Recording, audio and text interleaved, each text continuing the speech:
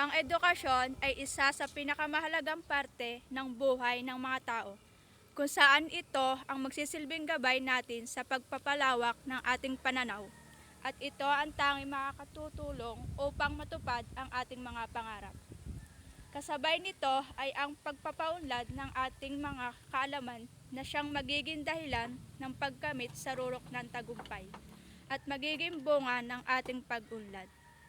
Ito rin ang magsisilbing tulay sa patuloy na pagkamit ng kaayusan at kaunlaran ng ating lipunan. Kung marami ang magiging edukado sa pagdating ng panahon, ay mauunawaan natin ang kaibahan ng maayos na edukasyon sa mga walang kakayahang makapag-aral.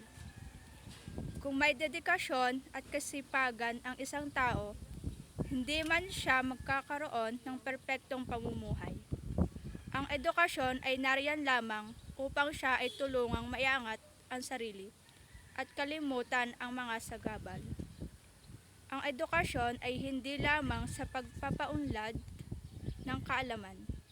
Ito ay nagpapatunay ng ating tunay na pagkatao at dadalhin natin hanggang sa pagtanda natin. Ito ay magiging tatak ng ating tagumpay na siyang magpapatunay ng bawat kahalagahan ng mga bagay-bagay. Maliit man o malaki, simple man o hindi, hanggang sa maipamana natin at magiging sentro ng kaalaman sa susunod na henerasyon.